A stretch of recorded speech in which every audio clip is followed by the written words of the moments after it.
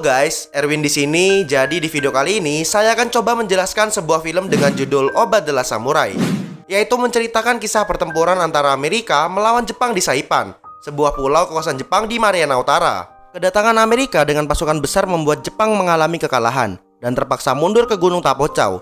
Walau telah mundur, Amerika tetap berusaha menghabisi seluruh pasukan Jepang agar kemenangan atas Saipan segera teraih dan Perang Dunia Kedua segera berakhir. Usaha tersebut tidaklah mudah guys, karena ada seorang kapten pasukan Jepang bernama Kapten Oba. Ia dikenal cerdik, mampu menyembunyikan diri serta 200 warga Jepang lainnya. Amerika benar-benar kewalahan dengan taktik dan juga strateginya. Bahkan mereka sempat diserang balik hingga banyak anggota pasukannya yang gugur. Kira-kira gimana guys cerita lengkapnya dan gimana keseruannya? Langsung saja, ini dia alur cerita filmnya. Pada 15 Juni tahun 1944, militer Amerika berhasil menginvasi Saipan di Mariana Utara. Saipan yang merupakan tempat tinggal 20.000 lebih penduduk Jepang dan dijaga ketat oleh 30.000 tentara terlatih harus bertekuk lutut kepada Amerika. Amerika saat itu datang membawa senjata lebih canggih, disertai 70.000 tentara marinir angkatan laut. Dalam pertempuran ini, pasukan Jepang benar-benar kewalahan. Dari segala penjuru Amerika melakukan serangan, termasuk dari udara. Mereka tetap bertahan, walau tak bisa lagi berbuat banyak selain bersembunyi di parit-parit.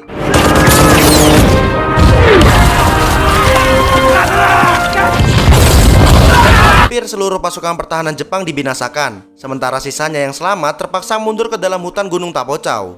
Ketika di dalam hutan, beberapa divisi memilih bertahan, sementara pasukan yang dipimpin oleh Kapten Oba diperintahkan pergi ke Matanza untuk bergabung dengan pasukan lain. Sementara itu guys, pihak Amerika mengerahkan pasukannya untuk menyisir area hutan dan berhasil menemukan beberapa prajurit yang sedang bersembunyi di pinggir goa. Penyerangan tersebut juga membunuh satu keluarga yang sedang bersembunyi di dalam, kecuali seorang perempuan bernama Aono. Sesampainya di tempat tujuan, atas perintah dari Angkatan Laut, Kapten Oba hanya diperintahkan untuk bertahan tanpa melakukan perlawanan sebelum bantuan datang. Ia sampai memarahi salah satu anggotanya yang lancang meminta agar pasukan segera maju menyerang. Kapten Oba menyadarkan anggota tersebut bahwa jika ingin memenangkan perang, maka harus bertindak dengan strategi, bukan bermodal berani mati saja. Namun guys, setelah 20 hari bertahan, surat dari Kekaisaran pun datang yang berpesan kalau Jepang sudah kalah dan tidak akan ada lagi bantuan yang datang. Selain itu, dalam surat itu juga tertulis mereka diberi pilihan untuk melakukan penyerangan sampai mati atau harakiri. Pada 7 Juli tahun 44, pasukan yang tidak ikut harakiri termasuk Kapten Oba memilih melakukan penyerangan. Mereka pergi saat malam menuju pantai barat Saipan dan berhasil mendekati markas pertahanan tentara Amerika saat pagi-pagi buta. Saat itu, pihak Amerika tidak menyadari pergerakan Jepang, sehingga mereka masih menjalankan aktivitas seperti biasa. Barulah setelah semua di posisi, serangan mendadak pun terjadi.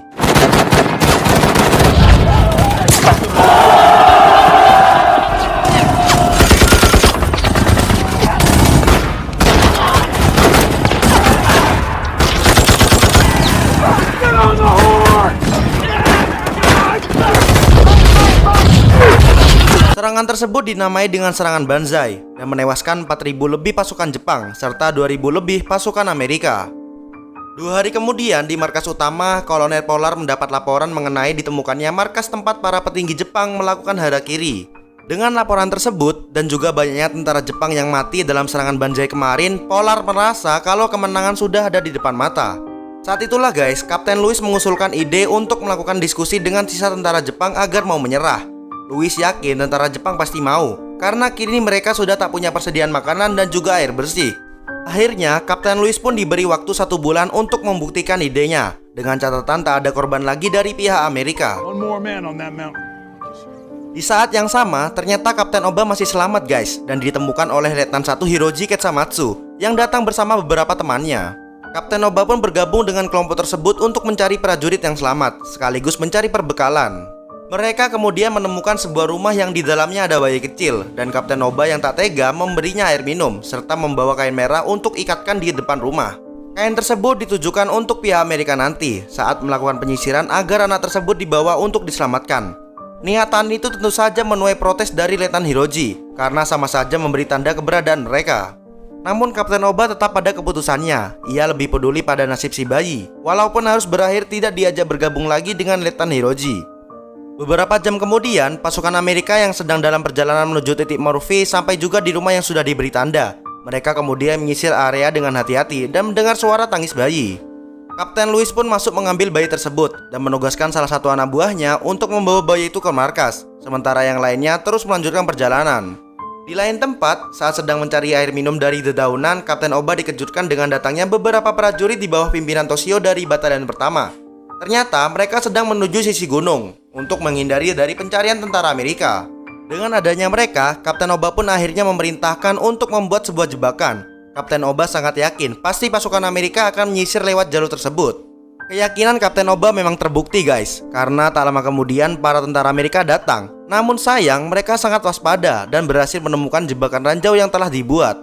Mereka dengan mudahnya mengamankan jebakan tersebut, sehingga granat yang sudah terpasang pun tidak jadi meledak. Walau begitu, para tentara Amerika berhasil diarahkan ke jalur lain yang mereka anggap sebagai jalan rahasia. Padahal jalan tersebut sengaja dibuat agar mereka diarahkan ke dataran terbuka. Saat itulah Kapten Oba dan pasukannya yang sudah menunggu melakukan lagi serangan dadakan. Serangan tersebut berhasil membuat pasukan Amerika kewalahan. Namun Kapten Oba yang cerdik tahu peperangan tersebut tak mungkin bisa dimenangkan karena kalahnya persenjataan. Akhirnya ia pun memerintahkan pasukannya untuk mundur dengan memanfaatkan kabut gunung yang datang. Tak berselang lama, dalam perjalanan mereka bertemu dengan seorang warga Jepang yang ternyata sedang bersembunyi bersama warga-warga lainnya, termasuk juga Aono yang membantu merawat para tentara. Di tempat tersebut, Kapten Oba bertemu dengan Letnan Kimbara dan juga Nagata dari Kempetai. Mereka melaporkan beberapa persediaan senjata dan juga kesiapan dalam menyerang pasukan Amerika yang datang. Namun Kapten Oba tak bisa berdiam di sana guys, karena ia punya tujuan lain, yaitu membunuh pasukan Amerika sebanyak mungkin. Belum juga jauh mereka pergi, tanpa diduga Amerika melakukan serangan udara hingga menewaskan banyak warga.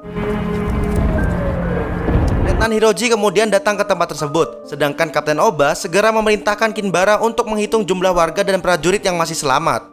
Tak sampai di situ saja, ia juga memerintahkan seorang tentara untuk mencari tempat aman lain. Tak lama setelah tempat aman ditemukan, 100 tentara dan 86 warga yang masih hidup segera diarahkan untuk membuat tempat perlindungan baru. Mereka dibagi menjadi 3 kelompok dan ditempatkan di tempat yang berbeda. Ada yang di lembah, ada juga yang di bagian sisi barat gunung. Semua orang bekerja sama membangun tempat tersebut di bawah pimpinan Kapten Oba.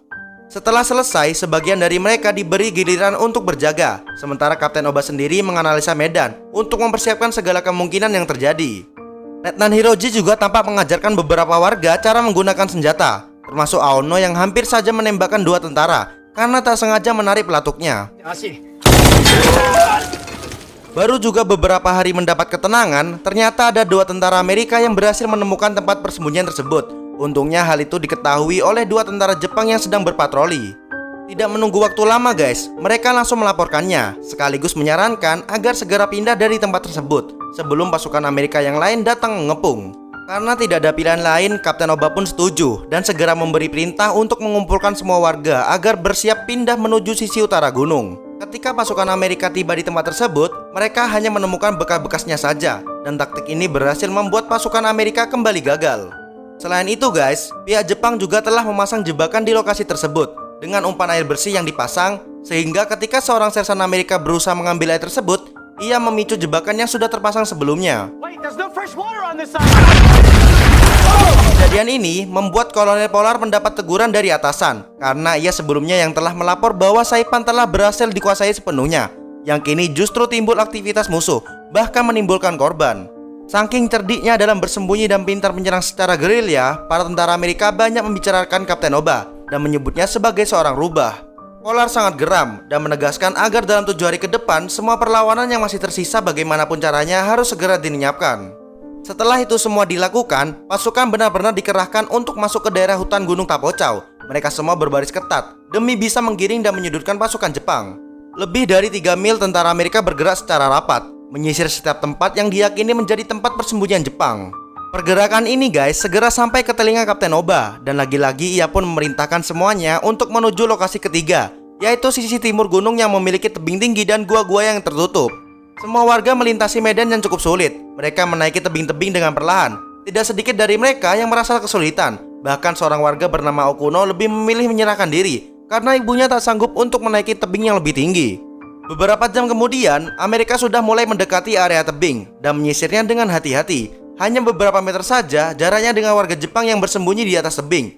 Semuanya tampak aman dan hampir saja tidak bisa disadari oleh Amerika. Namun tiba-tiba saja seorang anak kecil tak sengaja menyenggol batu kerikil. Pasukan Hiroji mengejar pasukan Amerika yang tersisa sedikit hingga ke tengah hutan. Tetapi di sana mereka justru bertemu lebih banyak pasukan Amerika yang sedang menyisir hutan. Hingga terjadilah pertempuran.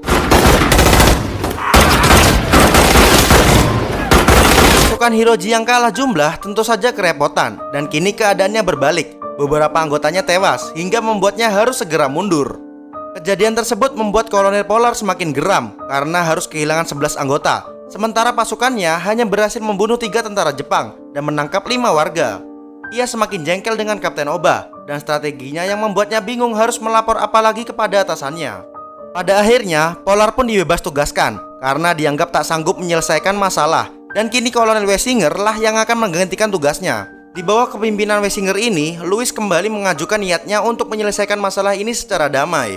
Ia yang dulu pernah bersekolah di Jepang tahu kalau karakter orang Jepang tak akan menyerah atau mundur satu langkah pun. Setelah disetujui, Kapten Louis meminta tolong warga Jepang yang berada di kamp penahanan agar mereka membantu membuat selebaran ajakan damai.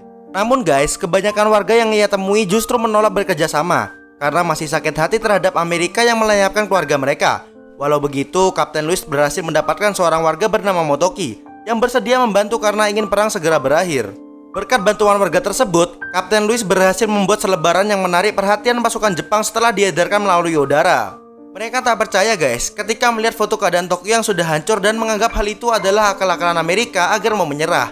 Akhirnya malam itu juga, untuk menanyakan kebenaran foto tersebut, ia pun pergi menyelinap ke daerah penampungan untuk menanyakan langsung dengan warga yang ada di sana. Sesampainya di kamp penahanan, ia diyakinkan bahwa foto tersebut dengan benar adanya. Dan Motoki juga menjelaskan panjang lebar sering melihat pesawat lepas landas dari Saipan dengan membawa bom yang sangat banyak. Tidak hanya itu saja guys, Motoki juga mengatakan kalau masih banyak foto-foto kehancuran Jepang yang pernah ia lihat. Maka dari itu ia pun menyarankan agar Oba segera menyerah daripada terus-terusan berperang yang beresiko semakin banyak lagi korban. Kapten Oba tentu mulai dilema guys. Di sisi lain ia tak mau menyerah dan ia juga tak tega kalau harus membahayakan lebih banyak nyawa lagi. Apalagi ketika akan keluar dari camp, ia juga melihat beberapa pesawat besar lepas landas, seakan membenarkan apa perkataan dari Motoki. Bukan itu saja, keesokan harinya Kapten Oba juga mendapat laporan dari Aono kalau ia sudah tak bisa lagi merawat warga ataupun tentara yang terluka karena sudah kehabisan obat-obat. Sementara itu, Motoki dan temannya yang bernama Baba menemui kolonel untuk melaporkan bahwa ada Kapten Oba kemarin malam datang ke camp. Motoki memberikan ide agar Baba bisa diizinkan pergi ke gunung untuk mencoba membujuk Kapten Oba, karena ia yakin hanya tinggal sedikit lagi untuk meyakinkan Oba kalau menyerah adalah salah satunya cara agar perang ini segera berakhir. 2 hari kemudian, Baba yang sudah diberi izin pergi ke daerah gunung dan berhasil menemui Kapten Oba. Baba melakukan semua itu karena ternyata kedua anaknya berada bersama para warga yang bersembunyi, dan ia ingin agar anak-anaknya bisa kembali dengan selamat. Namun kedatangannya dianggap sebagai pengkhianat, dan semua tentara yang ada di sana pun tak setuju jika harus menyerah. Ketika Baba berusaha bertemu dengan anak-anaknya, tak ada yang mengizinkannya karena tak mau persembunyian mereka dimasuki pengkhianat yang berpotensi membocorkan informasi kepada Amerika. Akhirnya guys, Baba kembali ke kamp penahanan dengan sia-sia. Tetapi sebelum itu ia pun menawarkan persediaan makanan bila Kapten Oba bersedia mengambilnya ke camp. Tawaran itu ternyata juga merupakan sebagai rencana Baba dan Motoki untuk mempertemukan Kapten Oba dengan Louis. Ketika akan memberikan bekal makanan secara sembunyi-sembunyi, Motoki dengan baik-baik menjelaskan kalau ia sudah menghubungi Kapten Louis untuk berunding secara damai. Awalnya guys, Kapten Oba hampir bersedia, namun tanpa diduga ternyata di tempat yang sama Aono dan Letnan Hiroji sedang mencuri obat-obatan tanpa sepengetahuan Kapten Oba. Hiroji yang melihat ada Louis dan anak buahnya sedang mengendap-endap menunggu persetujuan Kapten Oba untuk bertemu langsung. Ia pun segera menyerangnya. Suasana pun menjadi kacau, terjadi baku tembak antara Hiroji dan pasukan Amerika. Sementara itu, Kapten Oba segera pergi karena merasa telah dijebak oleh Motoki. Kapten Oba berpikir tembakan itu untuk mengupung dirinya, sehingga ia pun kabur tanpa mau bertemu Kapten Louis. Hiroji akhirnya harus tewas, sedangkan Aono tertangkap oleh Amerika saat berusaha menembaki para tentara. Sekembalinya dari camp, Kapten Oba merasa tak mampu jika memberi makan warganya seperti ini terus-menerus, karena perbekalan mereka memang sudah sangat menipis. Pada akhirnya setelah berpikir cukup lama, ia segera mengumpulkan para warga dan memutuskan kalau mereka akan turun gunung menuju kamp penahanan. Keputusan ini guys, semuanya demi mereka sendiri yang sudah tak mungkin lagi bertahan hidup di hutan dengan makanan dan persediaan yang sudah habis. Disaksikan oleh Kapten Oba dan para prajuritnya, semua warga sipil akhirnya turun dengan membawa bendera putih. Tidak lama setelah penyerahan tersebut, Kaisar Hirohito mengumumkan kepada semua para pengikut setianya kalau Jepang sudah menyerah tanpa syarat kepada Amerika. Selebaran tentang penyerahan Jepang juga sampai kepada Kapten Oba, dan lagi-lagi semua prajuritnya menganggap kalau itu semua hanyalah propaganda. Namun semua itu terbantah guys, ketika ada laporan kalau pengamanan kamp pertahanan sekarang sudah tak begitu ketat. Dan kabar paling mengejutkannya adalah pada 6 dan 9 Agustus, yaitu telah dijatuhkannya bom di Hiroshima dan Nagasaki. Karena serangan besar itulah, Kaisar memutuskan untuk menyerah dan memerintahkan semuanya untuk berhenti melakukan serangan. Semua orang tentu saja kecewa, termasuk Kapten Oba. Tidak ada satu orang pun yang mau menyerah dan turun gunung. Mereka tetap pada keyakinannya untuk mempertahankan wilayah kekuasaan dan terus berperang sampai mati. Hari-hari selanjutnya, rasa putus asa mulai muncul dari diri mereka satu persatu. Semua tampak begitu lemas dan lemah karena sudah tidak ada lagi persediaan makanan. Beberapa dari mereka juga berusaha untuk bunuh diri, walau hatinya masih bimbang antara terus berperang atau menyerah. Kapten Oba yang melihat hal itu menjadi tak tega. Ia akhirnya melakukan pertemuan dengan Kapten Louis untuk berbicara. Setelah mengutus anak buahnya dan tempat pertemuan sudah disepakati, Kapten Louis bersama Motoki dan 2 orang tentaranya datang. Kapten Oba yang sudah berbulan-bulan mereka cari akhirnya muncul di hadapan mereka. Di sana, Kapten Louis berusaha menawarkan kesepakatan untuk menyerah sekaligus menjelaskan kalau perang telah usai. Namun guys, belum lama mereka berbicara, tiba-tiba saja terjadi penembakan pada Motoki. Salah satu anak buah Kapten Oba yang bernama Takeshi tak terima dengan pertemuan itu dan juga menganggap kalau Motoki adalah seorang pengkhianat. Ia jelas dan tegas mengatakan tidak mau menyerah kepada Amerika dan akan tetap berjuang. Akhirnya Kapten Oba pun berbalik arah, tak melanjutkan lagi perundingan tersebut. Beberapa hari kemudian, surat dari Mayor Jenderal Umeki datang dan memberi perintah agar semua pasukan Jepang yang ada di gunung segera menyerah. Dengan datangnya surat itu, tentu saja tidak ada pilihan lain guys, karena mereka sendiri dididik untuk patuh. Kapten Oba mengapresiasi kerja keras pasukannya yang berjuang hingga akhir, dan dengan resmi mengumumkan akan mengakhiri perang sebagai pihak yang kalah. Pada 1 Desember tahun 45, pasukan Kapten Oba melakukan penghormatan senjata bagi rekan-rekan yang telah gugur. Setelah itu mereka turun dari gunung untuk melakukan peresmian perdamaian dengan Amerika dengan penyerahan katana dari Kapten Oba kepada Kapten Louis. Kemudian mereka berfoto bersama setelah 512 hari bertempur dan Kapten Oba kemudian dimasukkan ke kamp penahanan setelah bertahun berjuang di gunung. Di camp tersebut, ia kembali bertemu dengan bayi yang ditinggalkannya setahun lalu dan berniat membawanya ke Jepang bersama Aono. Dan film pun berakhir. Ya udah guys, semoga cerita kali ini bisa menghibur kalian semua. Dan terima kasih banyak telah menonton video ini sampai akhir. Dan sampai jumpa di video selanjutnya. Dadah. Glory, glory,